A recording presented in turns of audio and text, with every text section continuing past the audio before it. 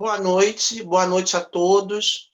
Eu peço primeiramente às pessoas, mais uma vez, para desabilitar o áudio do celular, para que o barulho, né, da casa, do que está acontecendo em casa, não interfira, não tire a atenção da palestra, porque a gente sabe que a gente está numa dinâmica virtual e a gente tem vários fatores que às vezes vai comprometer, às vezes, que é o sinal da internet, né? O barulho do que está acontecendo em casa, e isso tudo a gente vai administrando da melhor forma possível.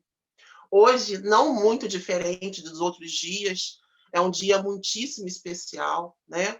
Porque nós ainda estamos em comemoração aos 112 anos de aniversário da Umbanda, e hoje é uma pessoa assim muito querida, que é dirigente da casa de Pai Francisco da Bahia, que fica em Paracambi, no bairro Ramalho, cujo dirigente é o Pai Felipe de Ogum, é que vai hoje, através dos seus conhecimentos, de sua experiência, nos ofertar um banquete divino, onde todos nós iremos desfrutar, onde todos nós iremos assim celebrar, né?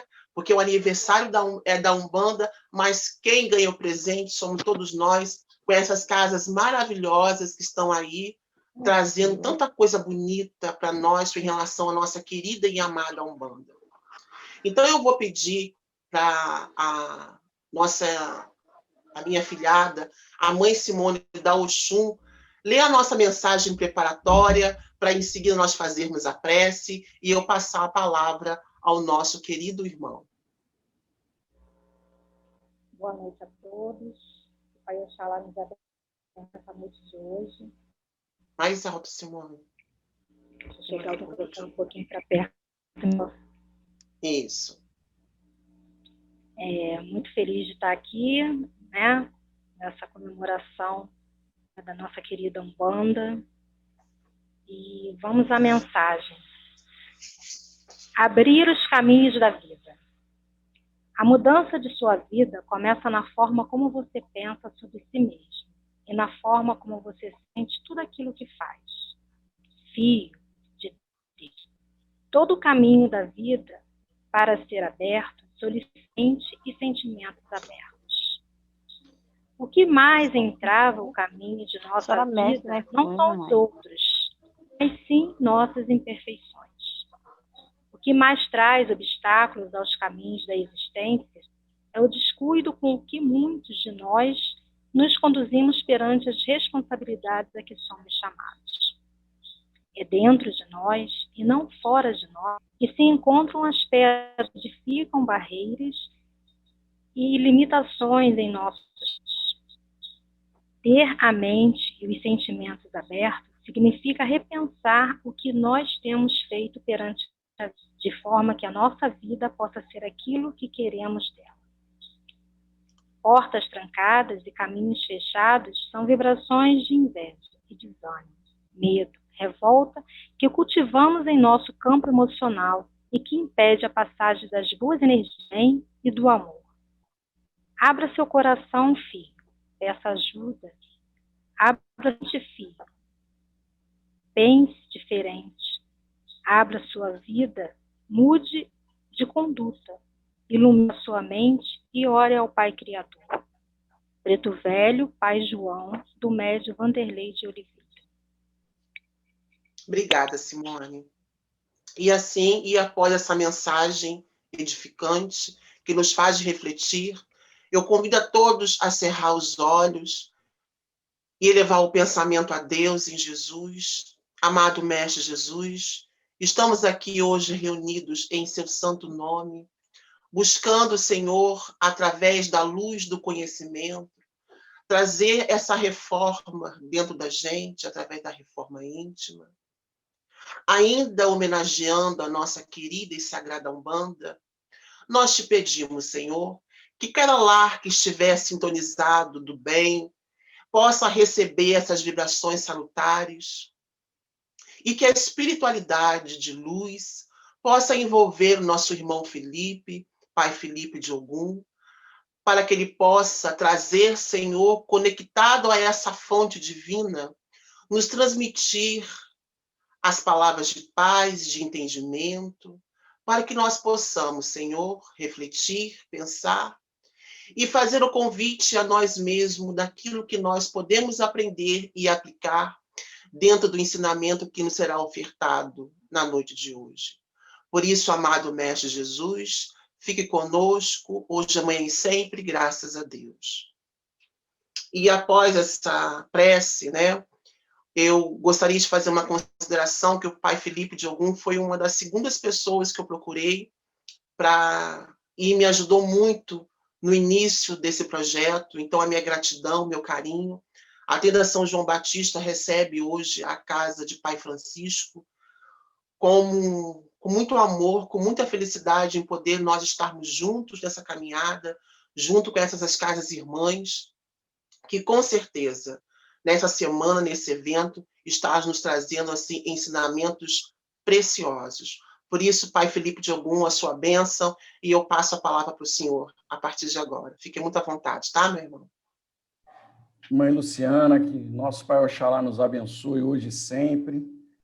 Eu queria, antes de iniciar a minha fala, eu queria pedir a benção à minha mãe, Mãe Ísia, da Oxum, que está presente. Receba meu carinho, meu abraço, mesmo que distante. E também pedir a benção a todos os meus mais velhos, meus queridos irmãos, minhas queridas irmãs, aos mais novos também. E a bênção, a gente já começa com uma coisa que é muito ecumênica, né? Porque a bênção é uma coisa que nós aprendemos desde novos, né? E as gerações anteriores, a nossa principalmente, aprender a pedir bênção aos mais velhos, independente da religião, né? Como uma reverência à sabedoria dos mais velhos, como uma reverência também à maturidade, a experiência de vida. Então, é muito importante que nós, na Umbanda, continuemos utilizando esse nosso pedido em sinal de respeito, né, uma licença àqueles mais velhos e àqueles mais novos, para que a gente consiga manter esse nosso laço, da mesma forma que foi colocado já aqui no nosso evento, né, que nós devemos aprender com aqueles que sabem mais e devemos buscar ensinar aqueles que sabem menos, porque, na verdade, no final, todos estaremos juntos, lado a lado, né? Então, é importante que a gente inicie o nosso evento, lembrando, obviamente, né, de tudo que já foi dito pela mãe Lidomar, de tudo que já foi dito pela mãe Luciana, pelo nosso irmão Giovanelli.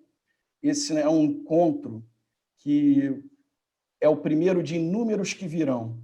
É aquela sementinha que está sendo depositada nesse solo tão fértil que é o nosso coração, são os nossos corações, e eu desejo de todo o meu coração, de todo o meu amor mais profundo, que nós possamos estar cada vez mais unidos nessa família que tem como nossa mãe, a mãe Ísia, que nós estejamos de braços dados sempre, fortalecidos no único ideal, que é o ideal do amor, que é aquilo que a Umbanda prega a todo momento, né?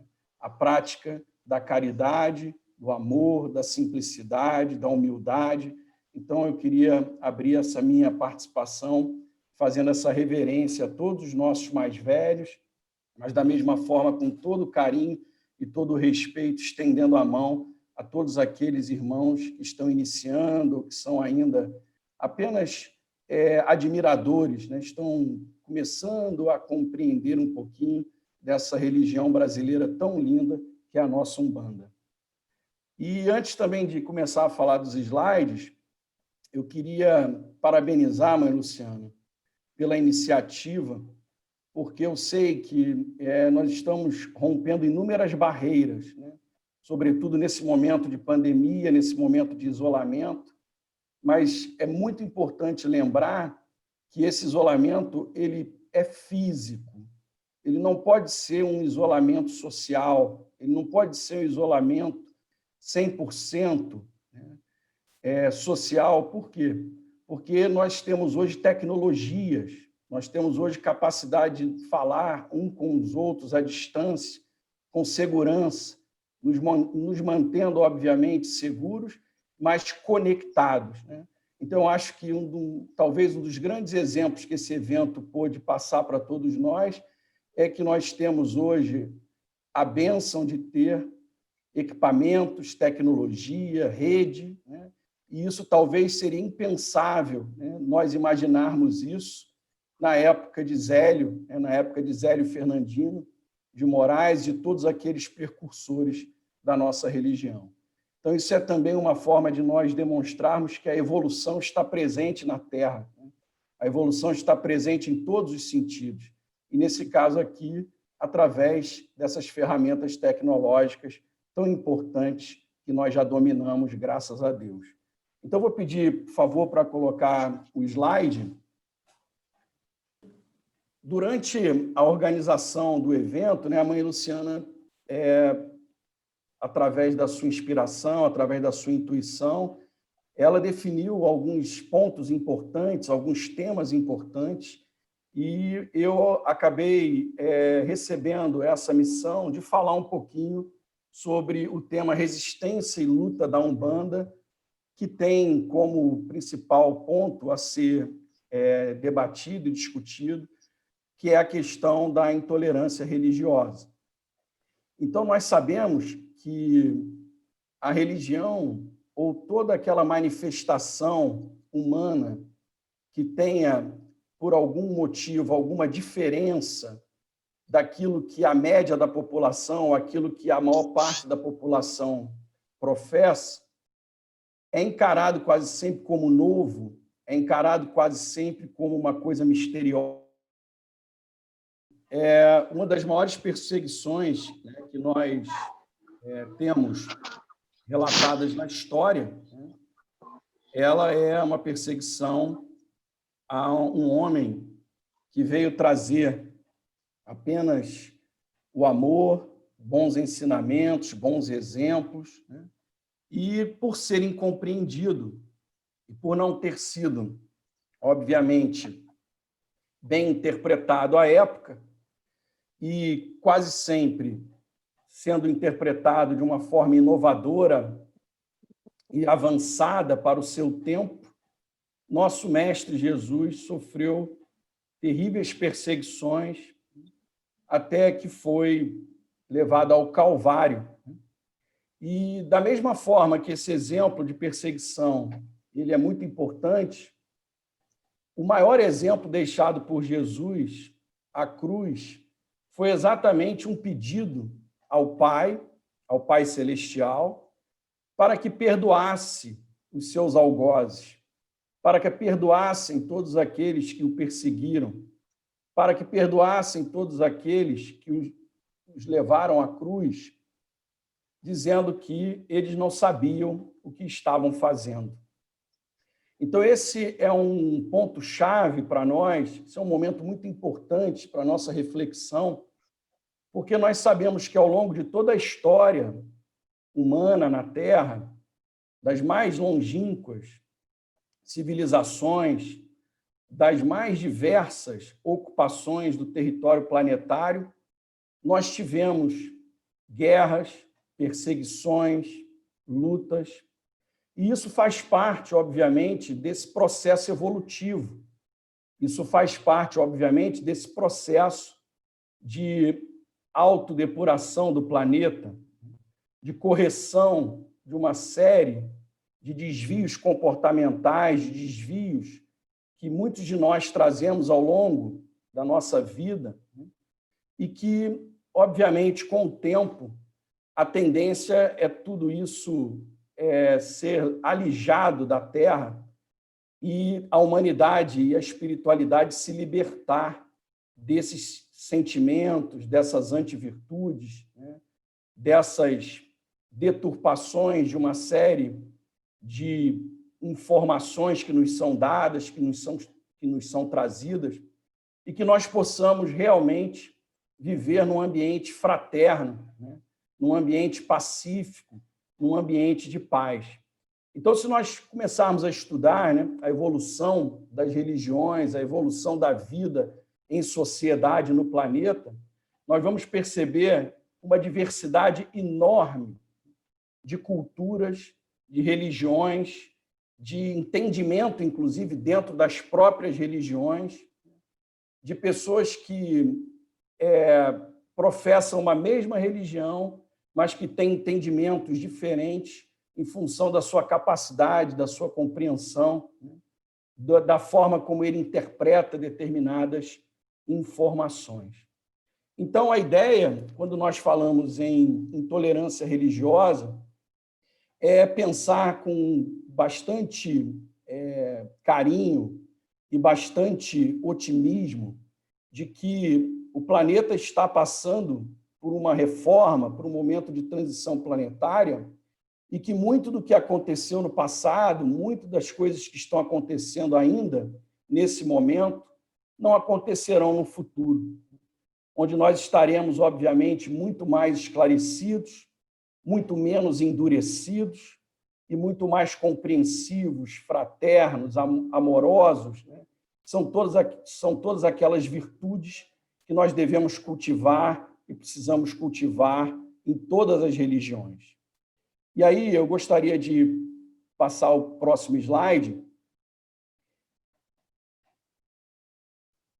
lembrando da nossa principal temática, né, do tema que nós estamos tratando aqui no nosso evento, né, nossa primeira semana virtual, que é uma homenagem a essa religião tão linda que é a nossa Umbanda, essa Umbanda querida, e que, durante muitos e muitos e muitos anos, ela foi incompreendida também, assim como muitas outras religiões. Então, nós falamos que essa incompreensão da manifestação religiosa, ela não é exclusiva de uma ou outra religião.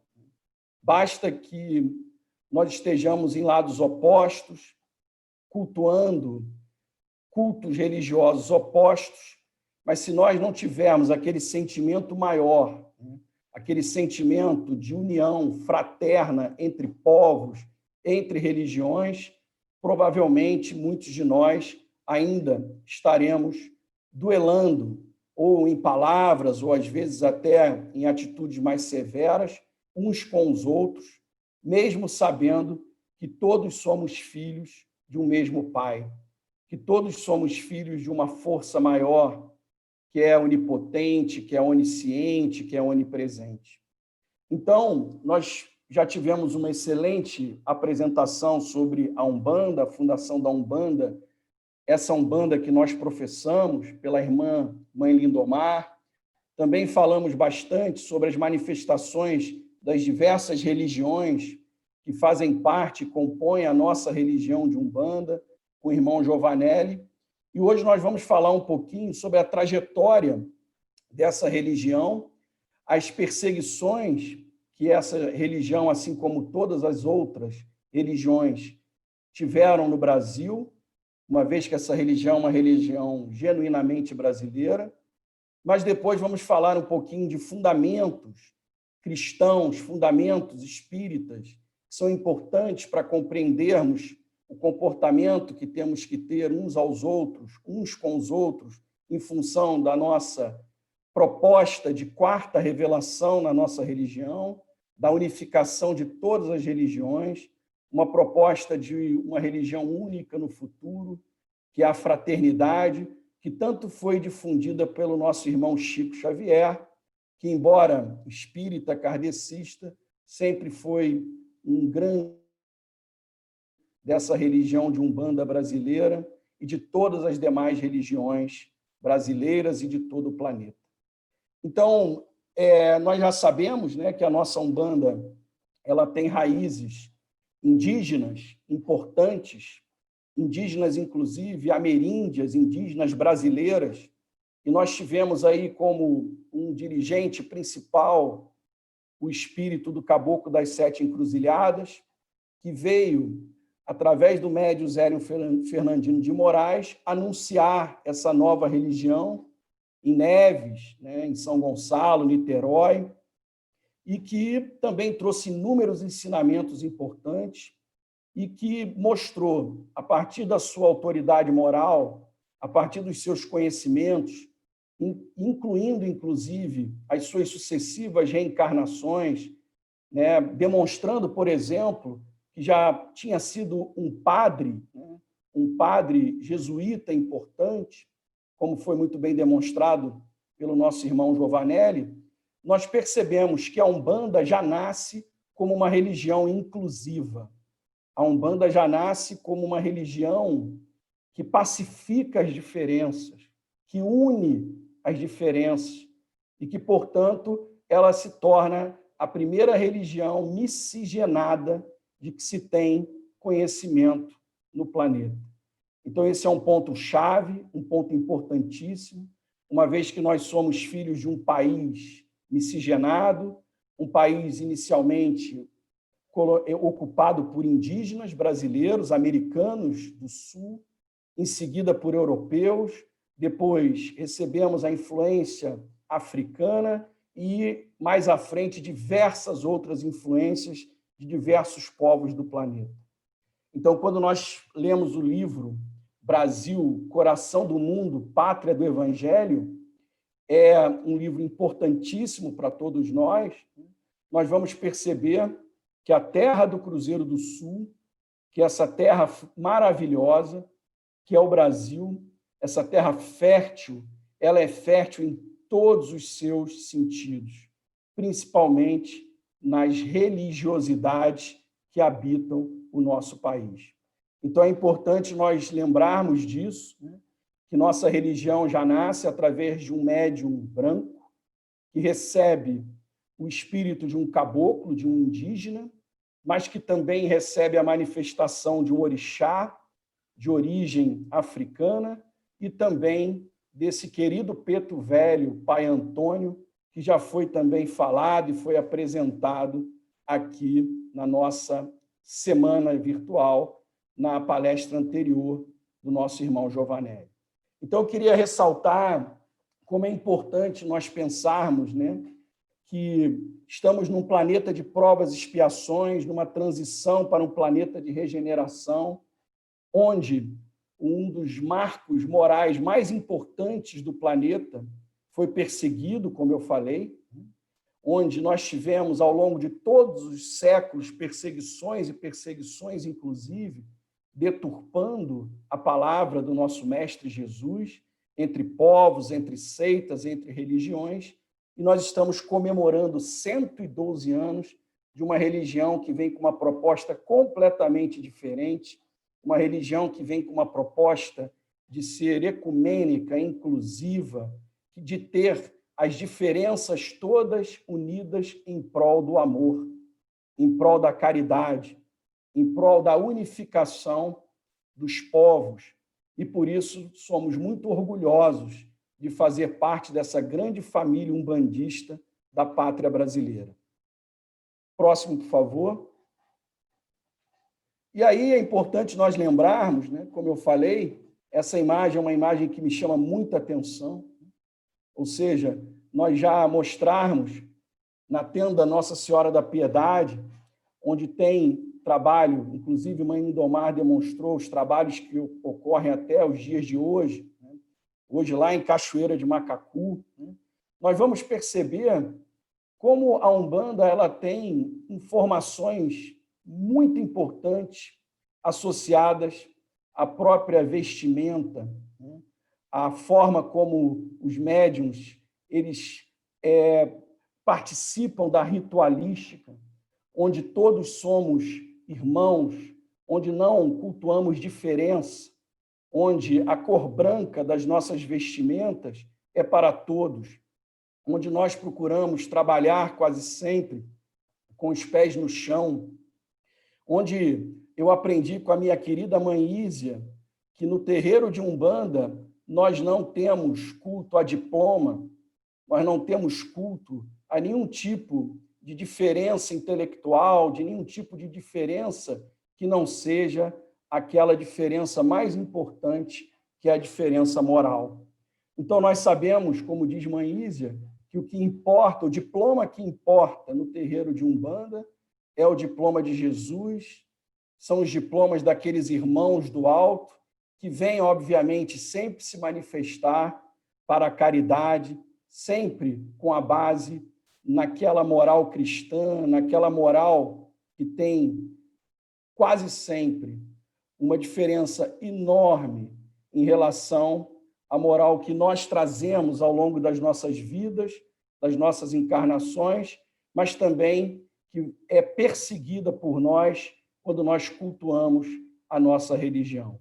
Então, Zélio Fernandino, um médium de cor branca, de cor clara, sempre com a sua humildade e sempre manifestando os espíritos do bem, do amor, independente da sua origem, independente do seu credo religioso de encarnações anteriores, unifica na sua imagem e na sua religião a ideia de que somos, na verdade, filhos de um único Pai, filhos de uma única origem, independente da forma como estamos presentes aqui na Terra, independente de como estamos fisicamente presentes aqui na Terra, somos todos irmãos e espíritos que devemos seguir, obviamente, a luz maior em direção a um mundo fraterno, amoroso, como eu já falei, e a um mundo em direção ao Pai. Próximo slide, por favor.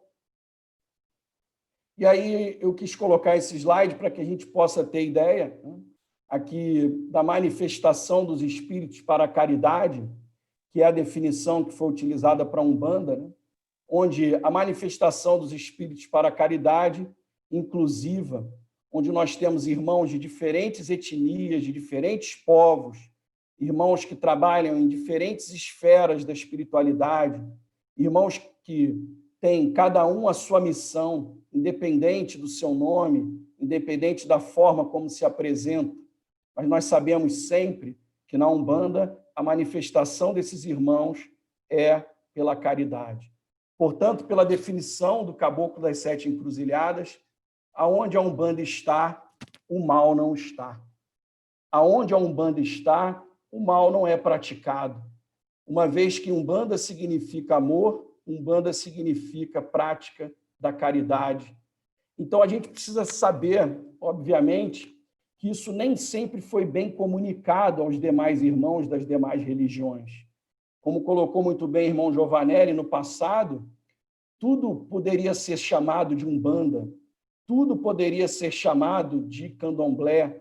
Qualquer manifestação diferente da manifestação principal poderia ter o nome que fosse. Por quê? Porque ainda não tinha sido realmente bem comunicado a todos qual era realmente a nossa religião, a raiz da Umbanda, a forma como a Umbanda se propõe, né? O que hoje já está amplamente divulgado, organizado, né? Então, um dos papéis principais desses nossos irmãos percursores foi trazer essa notícia nova, essa nova informação, e, obviamente, como sempre, tudo que é novo assusta, tudo que é novo cria uma barreira muito grande, né? Cria uma diferença muito grande, e muitos desses irmãos, ao longo dessa nossa vida e ao longo da nossa religião, também passaram a ser perseguidos. Então, aqui nós vamos começar a falar um pouquinho da história. De maneira nenhuma nós queremos aqui falar em tom de julgamento, nem em tom de condenação. Nós aqui estamos estudando, obviamente, fatos históricos, e nós vamos procurar passar textos que são comuns, textos que já estão disponíveis, inclusive, na rede mundial de computadores, para que a gente possa perceber como que essas informações vão sendo registradas e divulgadas ao longo do tempo. Então, nós já deixamos claro que somos de uma religião inclusiva, amamos a todos, indiscriminadamente, independente da sua religião, e torcemos muito para que, em breve, todos estejamos de mãos dadas, juntos, em uma só oração e uma só prece. Próximo. E aí eu vou pegar aqui informações, como eu falei, de base histórica, né, para que a gente possa avançar um pouquinho na nossa palestra. Nós sabemos que todas as religiões afro-brasileiras, religiões descendentes dos cultos afros, né?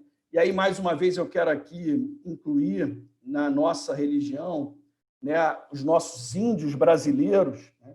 Então, por isso, aqui já fica claro que a gente sabe que, no passado, isso não era muito bem explicado, não se tinha grandes informações, de maneira que quase tudo era cultuado como sendo apenas de uma única origem, e nós já falamos que não é.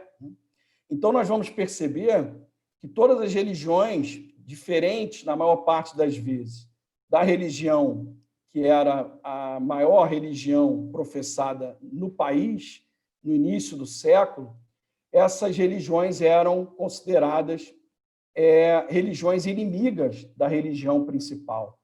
Então, era dessa forma que era encarado, era dessa forma que acabava sendo passado, né, nas religiões que nós chamamos dominantes à época.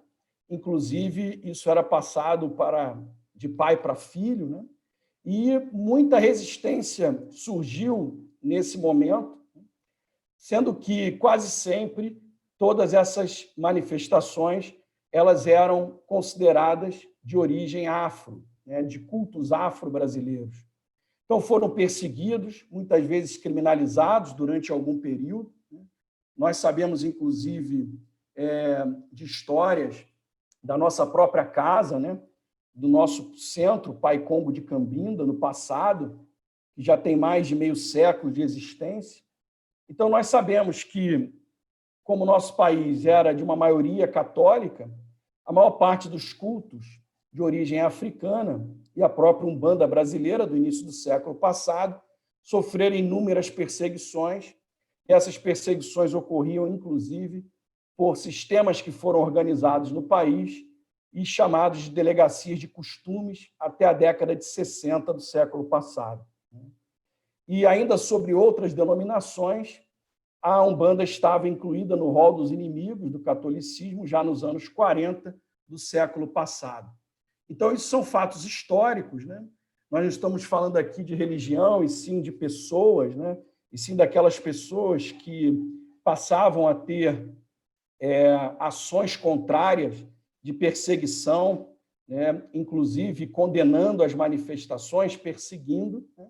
E que, como eu já falei desde o início, não é novidade para nós na história do planeta, né? Na história das civilizações. Próximo, por favor.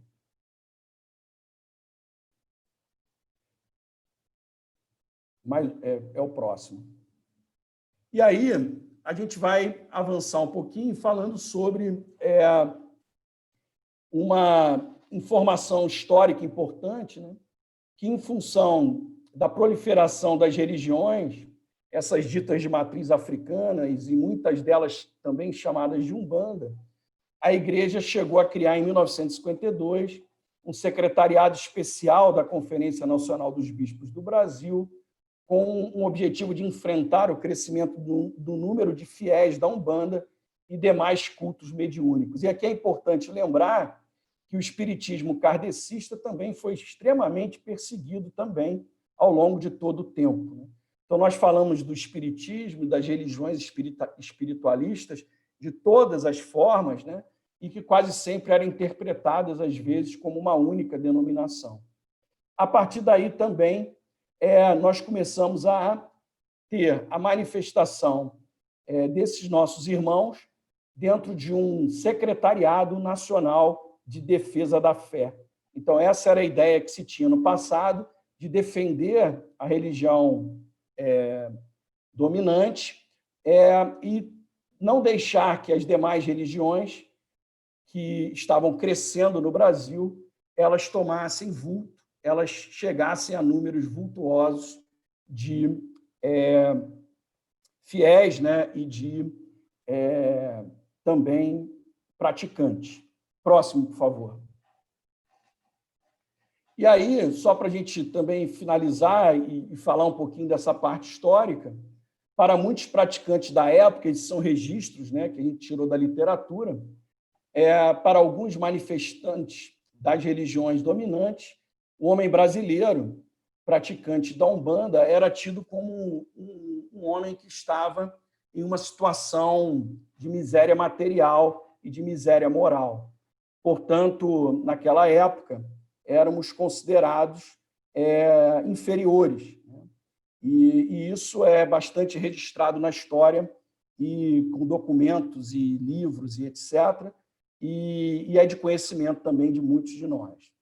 Um exemplo do posicionamento que a gente tem, né, é uma entrevista que foi dada no passado e que também ficou bastante conhecida na história, onde um importante representante da religião dominante à época afirmou que a Umbanda era uma revivescência de crendices absurdas que os infelizes escravos trouxeram das selvas de sua martirizada prática africana, e ele defendia que, à época, favorecer a Umbanda, mesmo num país laico, era uma involução, era aumentar a ignorância e também agravar doenças, etc.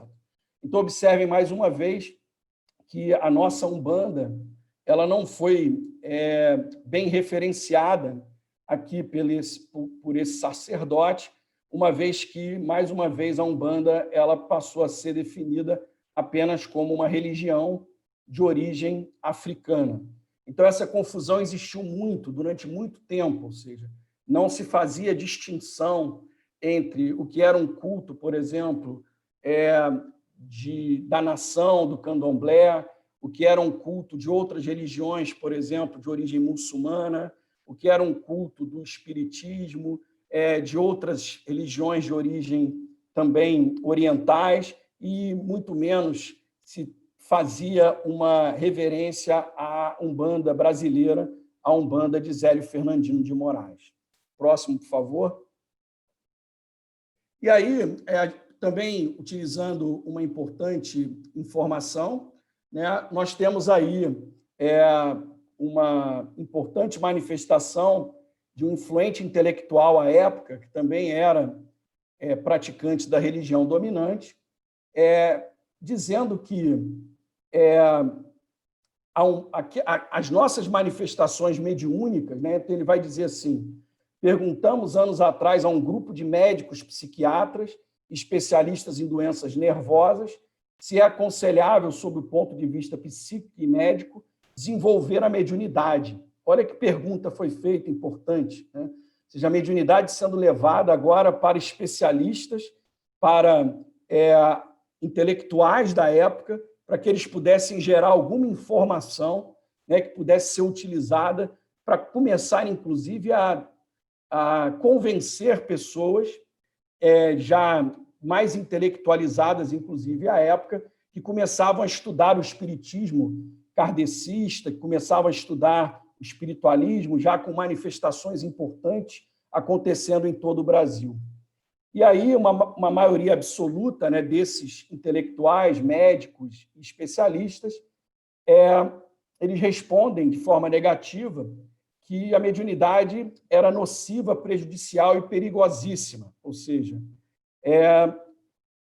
atestando, inclusive, que a mediunidade poderia trazer uma série de malefícios físicos, uma série de malefícios mentais, e dizendo, inclusive, que essas manifestações contrariavam a ordem pública da época, e aí já um enfrentamento político, né? Um enfrentamento, inclusive, constitucional, e que, por isso, deveria ser considerada inconstitucional e que não deveria ser praticada como religião, né? Então, a gente está trazendo aqui apenas uma parte rápida, né? Como esse tema é muito grande, né? Um tema muito complexo, muito vasto. A gente está reduzindo aqui algumas informações da época que podem demonstrar para todos nós como foi difícil, né, esse momento inicial da organização das diferentes religiões no Brasil, em detrimento da religião católica, que, obviamente, foi trazida pelo colonizador, né, que já estava muito bem estruturada e organizada no país, mas, como eu falei, nós não estamos aqui falando em tom de crítica nem de julgamento, nós estamos apenas construindo um embasamento teórico para que a gente possa chegar mais na frente e tratar dos avanços que já tivemos, que foram muito importantes. Próximo, por favor. E aí, eu queria trazer uma questão importante, que eu gosto sempre de pensar, ou seja, se nós tivemos os mártires do cristianismo perseguidos, se Jesus foi perseguido, se Saulo de Tarso foi perseguido e foi perseguidor, ou seja, é porque tem muita coisa ainda a ser aprendida na Terra. E é importante a gente pensar, quase sempre, que se hoje nós estudamos profundamente o cristianismo e respeitamos e seguimos, se todos esses nossos grandes mártires foram perseguidos, será que se nós também estamos sendo perseguidos ou continuaremos sendo perseguidos, não será porque nós estamos também no caminho certo? Então, isso é uma pergunta que eu gosto de trazer sempre, e eu gosto de complementar isso com a seguinte pergunta: será que nós podemos desejar sermos mais privilegiados do que o próprio mestre, que foi perseguido? Então, isso é importante para nós, ou seja, trabalharmos muito fortemente nisso. Ou seja, se estamos num mundo de provas e expiações, num mundo de regeneração, é sinal de que essas transformações não serão fáceis, não serão simples. Mas nós, do século XXI, somos privilegiados, porque nós já estamos num processo de evolução muito maior do que aquele que viveu, por exemplo, nossa querida mãe Ísia, com a sua família, e aquele que viveu, por exemplo, o nosso querido Zélio Fernandino de Moraes, assim como anteriormente a ele viveu Bezerra de Menezes e Allan Kardec e todos aqueles outros irmãos que manifestavam a mediunidade, tinham informações sobre a mediunidade, estudaram e divulgaram. Então, é importante para nós trazermos essa pergunta quase sempre, e, obviamente, aqui não é uma discussão em termos de conformismo, não é isso, mas eu sempre gosto de lembrar que Jesus, no Calvário, pediu ao Pai que perdoasse aos seus algozes.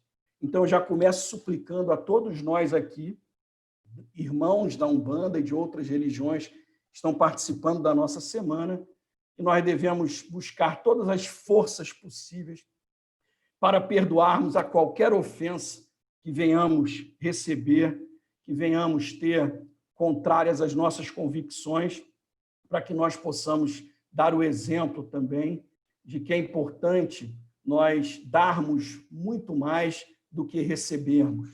Então, essa é uma informação que eu gosto sempre de trazer para o debate, ou seja, é o perseguido, ele quase sempre esteve no caminho certo ao longo da história da humanidade. O próximo, por favor.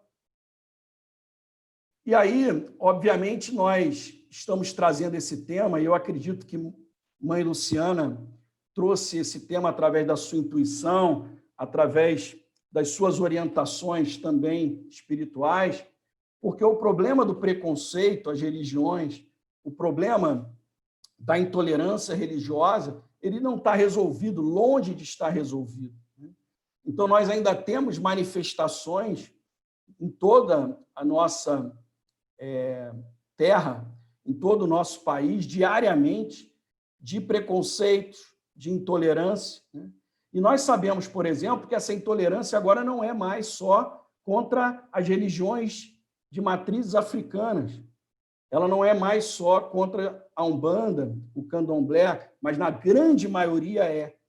Mas nós temos também manifestações de intolerâncias contra outras religiões e contra o próprio catolicismo atualmente.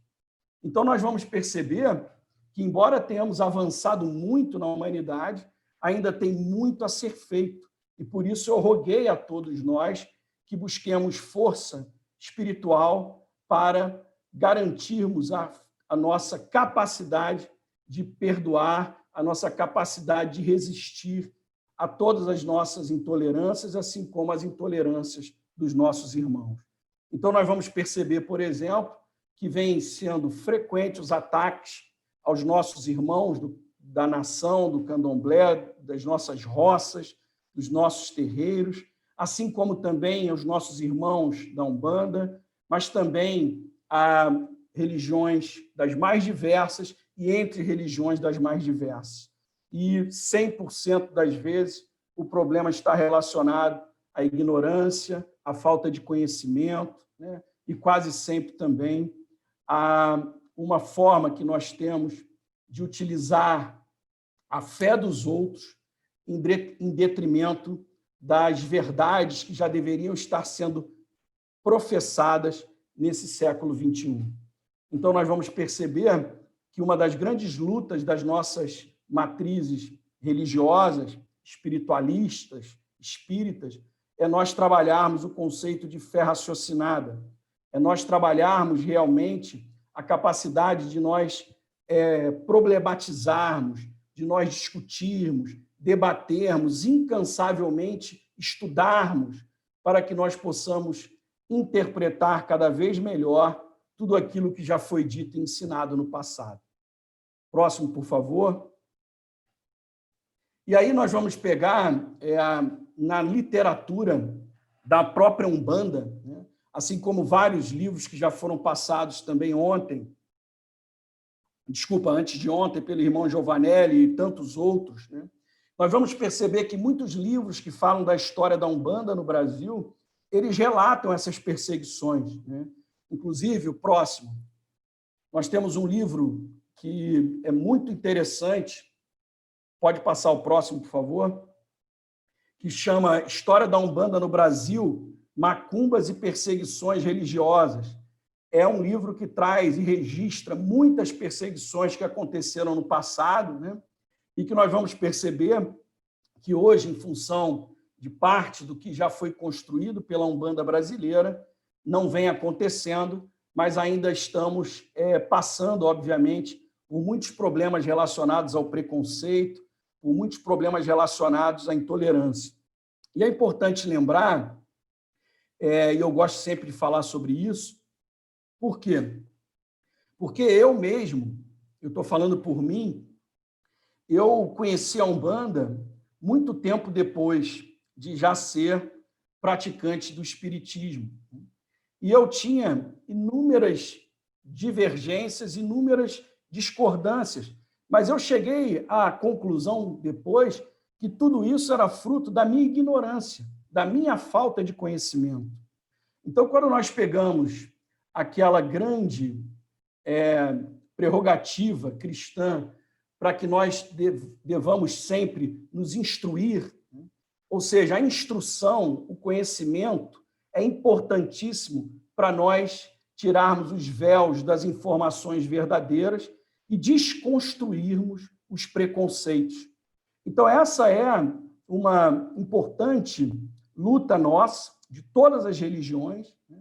E esse evento que está sendo realizado essa semana, ele é fundamental para que nós possamos divulgar a nossa religião, mas também divulgar como nós pensamos essa nossa unificação. Ou seja, nós não estamos aqui dizendo nem quem está certo, nem quem está errado. Nós estamos aqui rogando ao Pai para que todos estejamos juntos no futuro bem próximo e para que nós possamos aprender uns com os outros, como já foi muito bem definido ao longo dessa semana.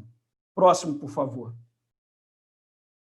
E aí eu vou entrar no tema central, né, da nossa apresentação, que trata da intolerância religiosa, e por isso eu fui buscar algumas definições para a palavra tolerância.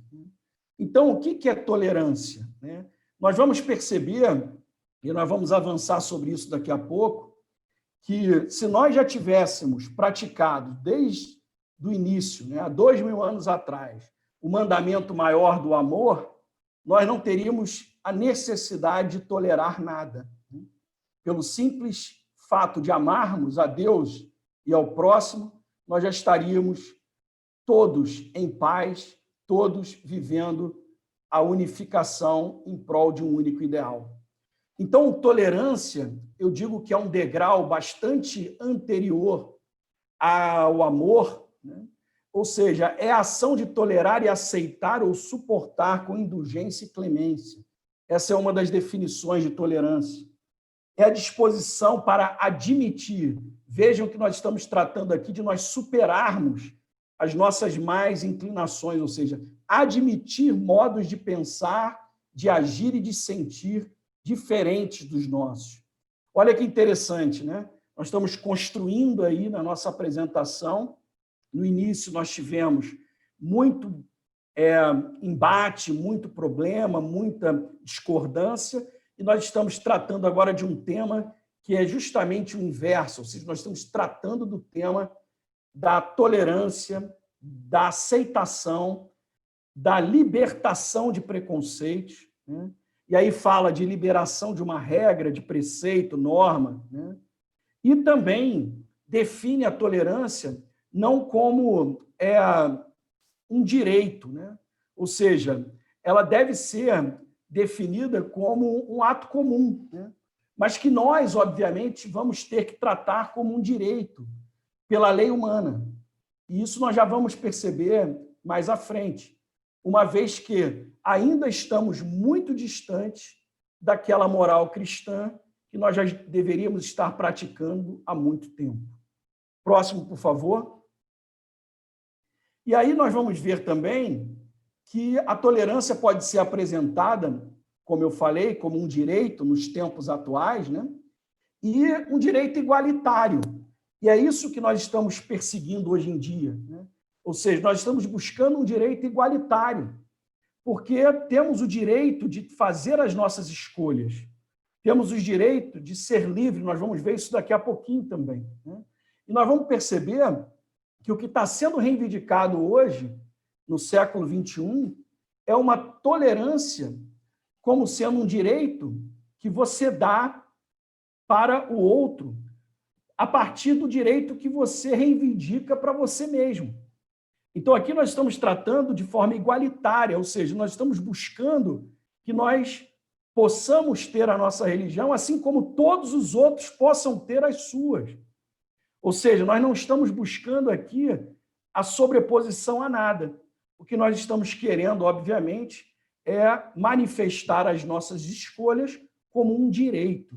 E é por isso que nós vamos daqui a pouquinho falar de lei, né? Porque a legislação ela vem garantir o direito à humanidade quando a humanidade não consegue, por si só, manifestar a maior lei que já foi ensinada na Terra, que é a lei do amor. Próximo, por favor. Então, nós sabemos que o maior mandamento da Terra, a maior lei, a lei de todas as leis, que foi trazida pelo nosso Mestre Jesus, é a tão conhecida lei: amarás o Senhor teu Deus de todo o teu coração, de toda a tua alma, de todo o teu espírito. Este é o maior e o primeiro mandamento. Então, nós estamos falando de amar a Deus sobre todas as coisas, nós estamos falando de amar a todas as criaturas de Deus. Então, aqui nós estamos falando de amar aos nossos irmãos, independente quais sejam, de qual cor, de qual raça, de qual religião, porque são todas criaturas de um mesmo Pai. Mas ele estende isso, obviamente, para melhorar a nossa compreensão, dizendo que esse é um primeiro mandamento e que o segundo, amarás o teu próximo como a ti mesmo. Toda a lei e os profetas se acham contidos nesses dois mandamentos. Então, ele não diz, amarei a sua religião, amarei ao seu irmão de religião, ele fala ao seu próximo. E se nós pegarmos, por exemplo, talvez uma das mais importantes parábolas deixadas por Jesus, a do bom samaritano, nós vamos perceber que o samaritano não perguntou quem era o próximo que ele ia ajudar. Ele simplesmente ajudou, ele simplesmente socorreu, ele manifestou a caridade, ele manifestou o amor independente de quem era o outro. E aí, nós vamos completar essa máxima dizendo: fazei aos homens tudo o que queirais que eles vos façam, pois é nisto que consistem a lei e os profetas, né? Tratai todos os homens como quererias que eles vos tratassem. Então, nós vamos ver no Novo Testamento, a partir dos ensinamentos do Pai, através do Mestre Jesus, que o maior mandamento já poderia resolver grande parte dos nossos problemas. Ou seja, nós não precisaríamos discutir lei de intolerância, lei Maria da Penha, ou nenhuma outra legislação, porque nós já estaríamos respeitando uns aos outros, porque nós gostaríamos de nos respeitar também. E aí a gente vai perceber que a tolerância veio resolver um problema muito sério, né? Porque ainda temos na Terra muitos irmãos que não se importam ainda com a forma como serão tratados. Tem muitos irmãos que ainda não estão lutando pelo seu direito, né? E, portanto, eles também não compreendem qual é o direito do outro. E nós não podemos, mais uma vez, julgar e nem condenar, porque sabemos que isso faz parte desse nosso processo evolutivo. Próximo, por favor.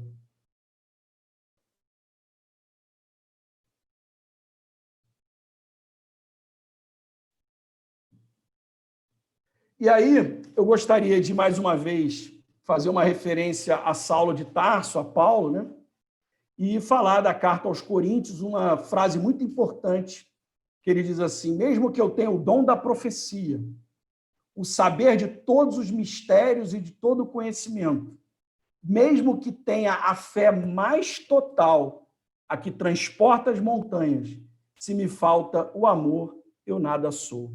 Então, isso é muito importante para nós, ou seja, nós vamos perceber que essa envergadura moral trazida pelo Cristo, traduzida muito bem aqui por um dos maiores divulgadores do cristianismo, após ser um perseguidor, ele nos faz referendar mais uma vez a necessidade de caminharmos juntos, com o conhecimento, com a intelectualidade, mas também com o nosso crescimento moral. Então, eu quero chamar a atenção dos senhores que o exemplo de Paulo é muito importante, porque vocês vão perceber ao longo da história que muitos perseguidores se tornarão difusores daquilo que perseguiam e muitos, inclusive, quem sabe um dia, serão até perseguidos e vão compreender como é importante fazer ao próximo aquilo que gostaria que fosse feito a ele mesmo. Então, a compreensão, né, a capacidade de tolerar, a capacidade de estar resignado perante a ofensa, perante a perseguição, também é um desafio para todo cristão. Próximo, por favor. E aí eu vou buscar alguns trechos do Evangelho segundo o Espiritismo, rapidamente. Eu vou trazer, inclusive, aqui um tema que nosso irmão Alexandre Giovanelli trouxe na palestra dele, né?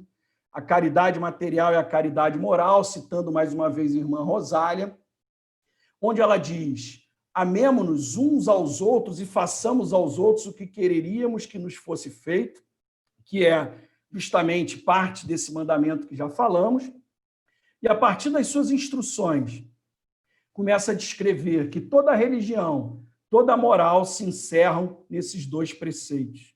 Então, independente da nossa religião, nós devemos amar-nos uns aos outros. E gostaríamos de ser respeitados, mas precisamos também respeitar aos outros.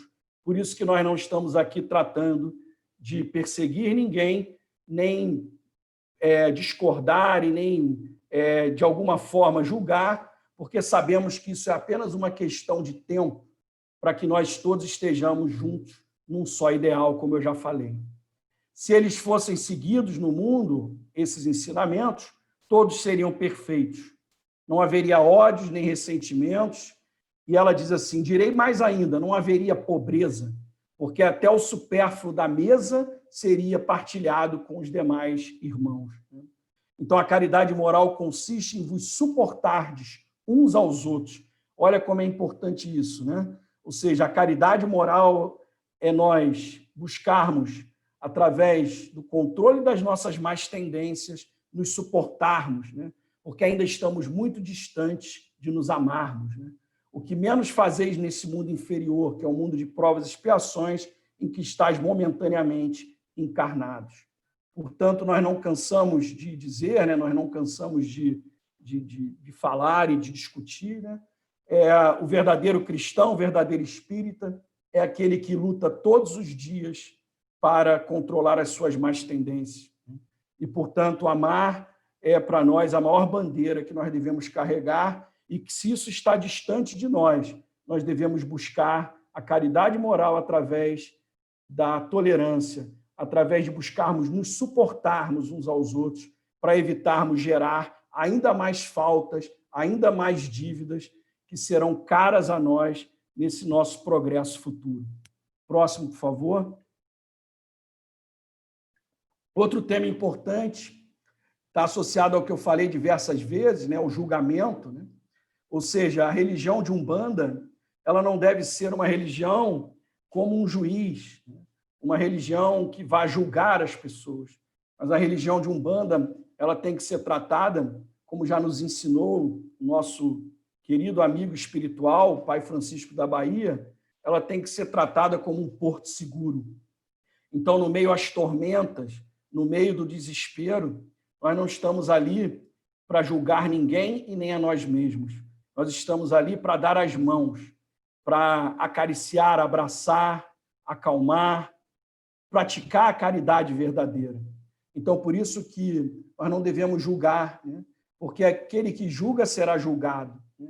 Então, é importante, inclusive, destacar aqui que nós não estamos falando em não combater o mal, não é isso, né? Nós não estamos falando em não sermos defensores do bem, do amor, da caridade. Nós somos defensores, a nossa bandeira maior, né? A bandeira de Oxalá é o amor, é a caridade. Então, nós temos que combater o mal, sim, assim como Jesus também combateu. Mas nós temos que combater o mal com autoridade. Nós não podemos ser, como deixou muito claro o nosso irmão Giovanelli também na sua palestra, nós não podemos praticar a hipocrisia. Nós não podemos tentar chamar a atenção de alguém se nós ainda nem sequer nos corrigimos. Então, por isso que nós falamos em autoridade moral. Por isso que Jesus tinha autoridade quando falava. E é por isso que Giovanelli deixou bem claro aquilo que foi falado, né? Pela entidade, né? Que Umbanda é coisa séria para gente séria. Ou seja, quando nós vamos tratar de um assunto com alguém, é importante que nós realmente estejamos convencidos de que nós também estamos praticando aquilo que nós estamos ensinando. Então, esse é o maior desafio de todos nós. E aí mora a humildade. A humildade é fruto de tudo isso, de você conseguir enxergar em você as suas limitações, assim como nós precisamos enxergar as nossas limitações e tratar, nós vamos perceber que a limitação do outro é difícil para o outro. Então, aí também tem uma palavra muito importante para o século XXI e para a própria Umbanda, que nós estamos tratando em quase todos os nossos estudos, é empatia, é termos a capacidade de nos colocarmos no lugar do outro, é termos a capacidade de entender a dificuldade do outro. E à medida que nós vamos compreendendo e nós vamos desenvolvendo essa habilidade de não ficarmos tristes e chateados com aquilo que nos é feito, porque nós compreendemos que, assim como Jesus disse para que fossem perdoados os seus algozes, porque eles não sabiam o que estavam fazendo, nós vamos compreender que o nosso próximo também não sabe o que está fazendo, assim como nós também não sabemos quando praticamos o mal a outro. Então, assim é esse contexto, né, que é muito bem definido e escrito no Evangelho segundo o Espiritismo, no capítulo 10, não julgueis para não seres julgados. E aqui eu vou pegar essa última informação que está aqui, que eu acho fundamental. Aos olhos de Deus, uma única autoridade legítima existe. É a autoridade que se apoia no exemplo que dá do bem.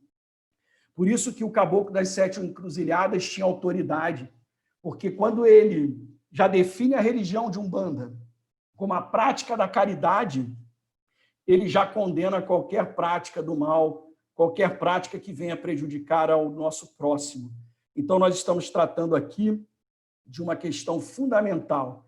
Vamos olhar para os outros com carinho, com amor, assim como gostaríamos que olhassem por nós, e vamos tentar nos colocar no lugar dos outros, para tentar perceber o quão difícil é nos modificarmos, o quão difícil é mudarmos o comportamento, o quão difícil é nós crescermos dentro dessa moral cristã tão avançada ainda para a nossa pequenez, para a nossa inferioridade nesse plano de provas e expiações. Próximo, por favor. E aí, também finalizando essa parte, nós vamos falar dos trabalhadores da última hora. O capítulo 20 do Evangelho segundo o Espiritismo, onde nós temos a missão dos espíritas, e aqui eu vou colocar como sendo a missão dos médiuns, a missão de todos os praticantes do bem, da caridade, através da sua mediunidade. Né? Eu vou deixar algumas frases de muito efeito desse capítulo e também recomendar a todos nós que façamos uma leitura constante desses capítulos importantes. Né? Então, no item A Missão dos Espíritas, fica uma recomendação muito importante para nós. A todos vós, homens de boa fé, conscientes da vossa inferioridade em face dos mundos disseminados pelo infinito, todos os mundos superiores, vamos lembrar, né? Há muitas moradas na casa do meu Pai. Nós vamos perceber que existem mundos muito superiores, nós estamos caminhando em direção a eles, todos chegaremos lá. E aí, essa informação ela chega com a seguinte frase: lançai-vos em cruzada contra a injustiça e a iniquidade. Olha, então, mais uma vez, nós não estamos dizendo, quando falamos assim, não vamos julgar, que vamos ser omissos ao mal, não é isso. Vamos lutar contra a injustiça e a iniquidade. Mas isso tudo já tem uma bandeira primária muito maior, que é o amor. Vamos lutar com amor. Vamos lutar perante o outro, entendendo as dificuldades do outro. E se ainda não temos condição de que o outro entenda, nós vamos precisar realmente recorrer a leis humanas. Nós vamos precisar recorrer a direitos igualitários. Então, mais uma frase de efeito desse nosso capítulo: e de Deus vos guia. Olha só, irmãos, Deus vos guia. Homens simples e ignorantes, vossas línguas se soltarão e falareis como nenhum orador fala. Olha que frase importante de estímulo a todos nós, para que possamos divulgar a Umbanda brasileira, a nossa religião da caridade e do amor, mas também divulgar o respeito a todas as demais religiões e o amor a todos os demais irmãos. Mais uma vez, ide e pregai que as populações atentas recolherão ditosas as vossas palavras de consolação, de fraternidade, de esperança e de paz. Então, aqueles que estiverem atentos, aqueles que estiverem abertos ao esclarecimento, não vão nos condenar. Com certeza, eles vão nos respeitar, porque eles verão em nós um próximo e não um inimigo. Mas mesmo que fôssemos inimigos, também poderíamos tratar aqui do amor aos vossos inimigos, tão importante e tão pregado pelo Mestre Jesus. E nós vamos lembrar que os inimigos de hoje serão os amigos do amanhã. Aqueles que hoje tentam nos destruir estarão lutando conosco no futuro.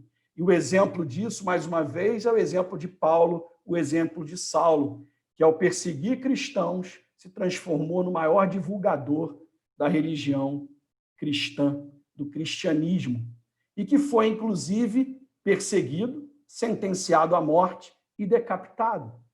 Então, observem que tudo isso faz parte de um contexto de um mundo em crescimento moral.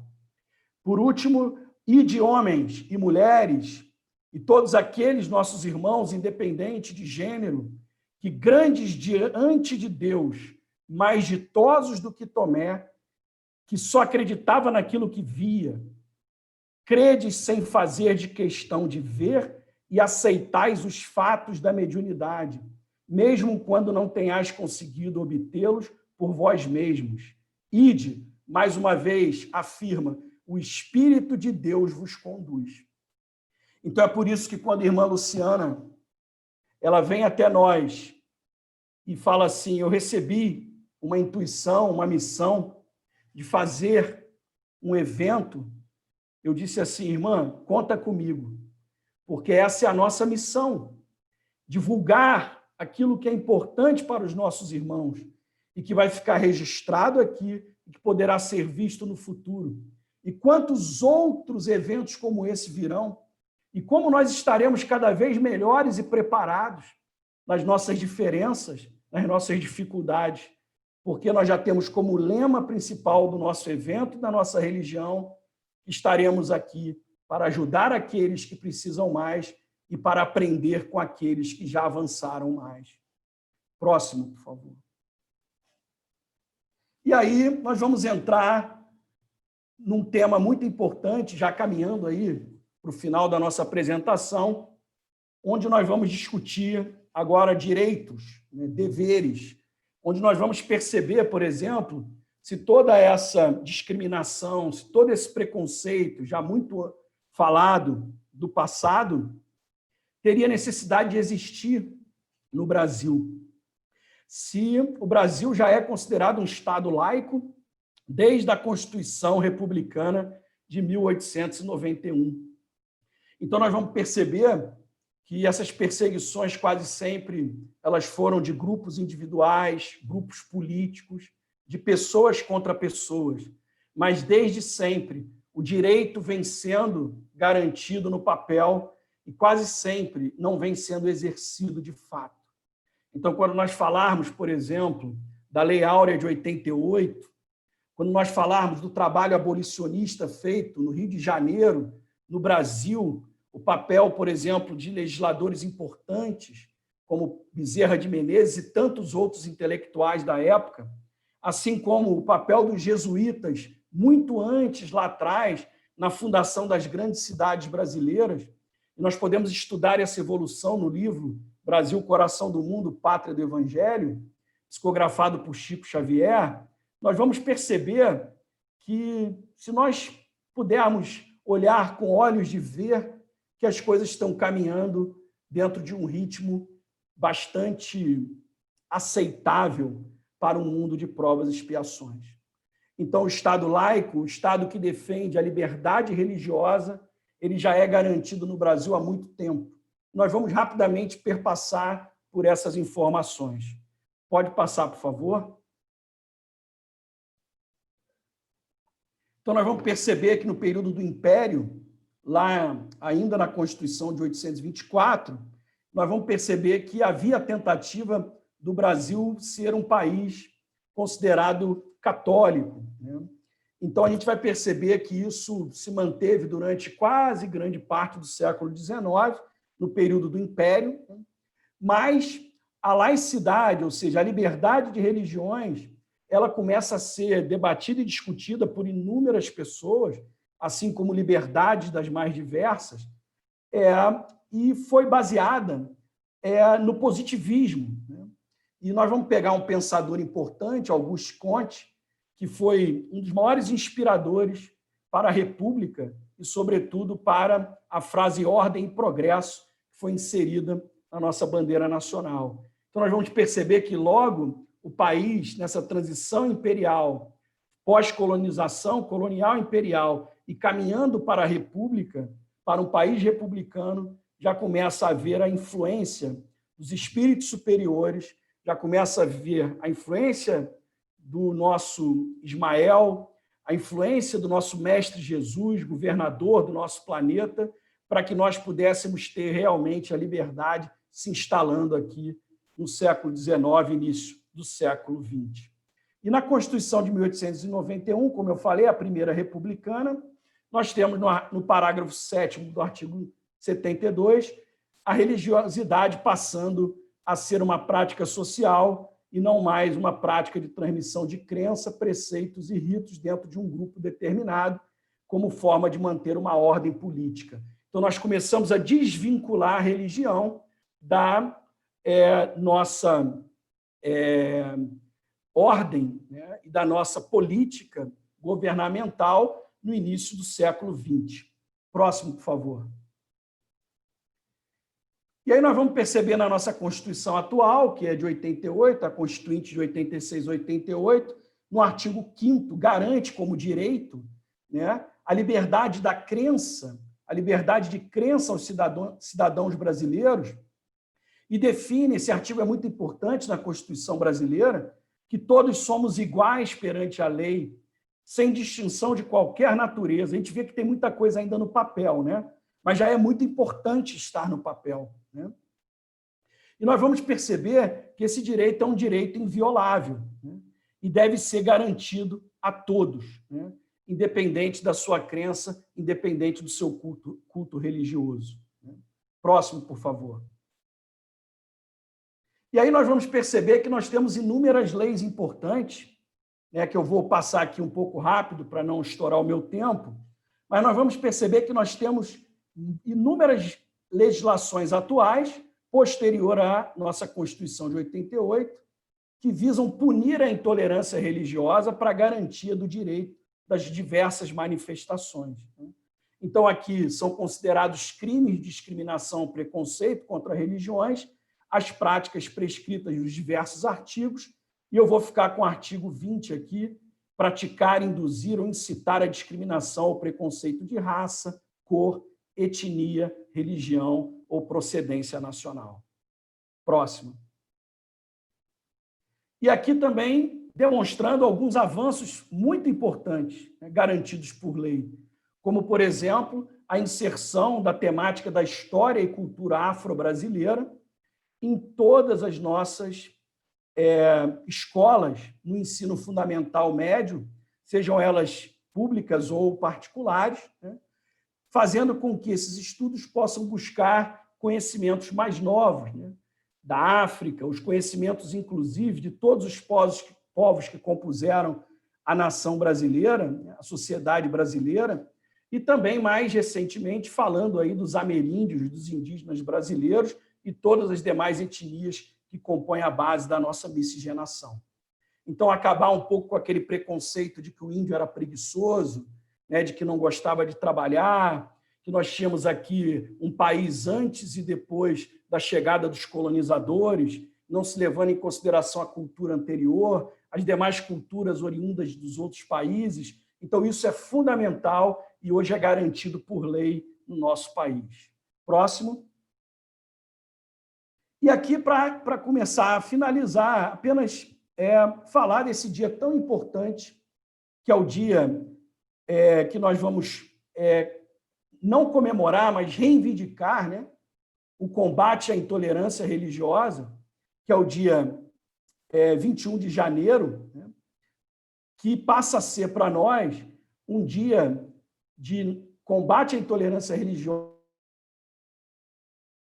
35 de 2007, que foi uma lei baseada numa luta muito grande de uma irmã nossa, a Yalorixá Gildária dos Santos, a mãe Gilda, do Axé Abassá de Ogum, que foi vítima de preconceitos à sua religião e que teve, inclusive, muitos problemas de intolerância religiosa que vieram a refletir na sua vida pessoal, na sua saúde, e que depois ficou aí como um exemplo de uma parte triste da história, já no século XXI, mas que vai ser levada para sempre em nossos corações como uma grande oportunidade de aprendizado e uma grande oportunidade de lutarmos para que a intolerância acabe o mais rápido possível.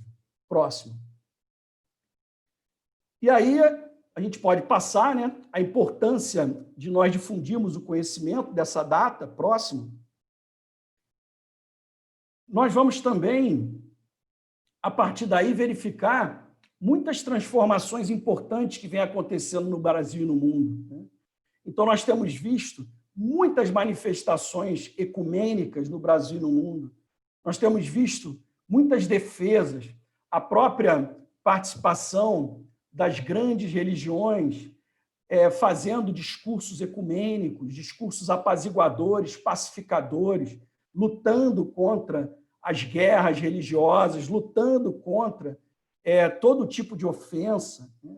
Então, nós vamos perceber, pode passar o próximo, que nós temos aí, no país e no mundo, inúmeras manifestações que nós já podemos, inclusive, começar a abrandar os nossos corações e comemorar. E, como eu falei, estamos dentro de um tempo que deve ser respeitado, né?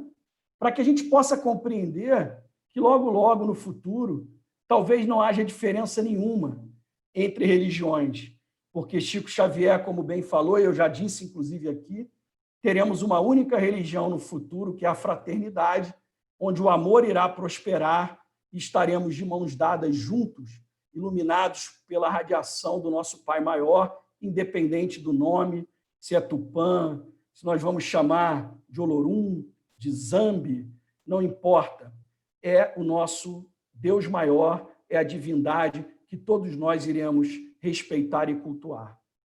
E para finalizar, pode passar o próximo, eu queria falar um pouquinho, bem rápido, mãe Luciana, sem estourar o tempo, da nossa casa matriz, da nossa casa mãe, que é o Centro Pai Congo de Cambinda, onde nós já temos, por muitos e muitos anos, um trabalho da nossa querida mãe, a nossa Yalorixá, mãe Ísia, que vem fazendo um trabalho na comunidade local e regional, no encontro de famílias, de trazer todas as religiões que assim aceitarem, para que possam passar um domingo conosco, e falando de Jesus, falando do Mestre, falando do amor.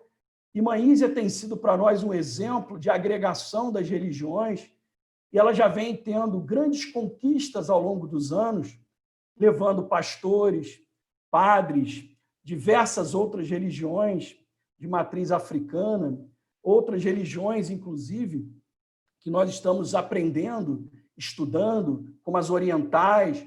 Então, eu queria deixar a próxima imagem, pode passar, como sendo uma imagem de esperança, uma imagem em que nós teremos, com certeza, capacidade de replicarmos muito mais nas nossas casas, nos nossos encontros, a partir dessa fraternidade que nós estamos formando como filhos da Casa de Congo de Cambinda. Eu queria agradecer a mãe Luciana mais uma vez, a todos os meus irmãos, a oportunidade, pedir desculpa se eu me excedi um pouquinho, mas é porque quando a gente vai falar dessas coisas tão importantes e tão lindas, a gente acaba ficando um pouquinho nervoso e acaba ficando um pouquinho... vai perdendo, às vezes, o foco e tem que voltar naquele raciocínio. Então, eu queria pedir desculpas e agradecer mais uma vez a oportunidade. Yes, obrigada, meu irmão. E após essa exposição belíssima, né? É prazeroso ver a contribuição que cada casa está nos proporcionando através dessas mensagens edificantes, desse esclarecimento, que com certeza será motivo da gente refletir hoje e amanhã, até a sexta-feira, onde nós estaremos encerrando esse evento, né, com chave de ouro, com a cabana de Pai Tomé, onde a nossa irmã, Mãe Marisa de Iemanjá, vai estar aí nos brindando esse banquete que nós estamos vivenciando essa semana. Haja coração para aguentar tantas coisas maravilhosas que nós estamos aqui desfrutando. É sábado, isso, sexta, amanhã é sábado. Quer dizer, próximo evento vai ser sábado, dia 21, amanhã é dia 20, dia da consciência negra, que reforça toda essa proposta também que o nosso irmão Pai Felipe de Ogum retratou na noite de hoje. Então, eu peço a benção aos mães, pais, ogãs, que esteve presente na nossa live, nosso encontro aqui. Eu peço também a benção à nossa mãe, Yalorixá, a mãe Ísia de Ogum, a nossa mãe Ísia de Oxum, que com certeza está muito feliz em ver essa casa, os seus filhos, né, aqui nesse encontro único, nos reabastecendo desses conhecimentos maravilhosos. Então, eu convido a todos a cerrar os nossos olhos para fazer nossa prece de encerramento. Vamos cerrar os nossos olhos, agradecer a Deus e a Jesus pela oportunidade que nós tivemos de estarmos aqui reunidos como irmandade, aprendendo um pouco mais sobre a nossa religião, descortinando esses véus que mostram o quanto nós somos ignorantes do saber, mediante essa religião tão linda, tão perseguida, mas tão resistente que é a Umbanda. Por isso, Senhor, abençoe a cada lar que esteve sintonizado conosco, que nós possamos, nesse momento, ter uma boa noite de sono e nos prepararmos para o nosso próximo encontro, dia 21, sábado com a cabana de Pai Tomé de Angola. Fique conosco, Senhor Jesus, graças a Deus. Obrigada, meus irmãos, uma boa noite para todos.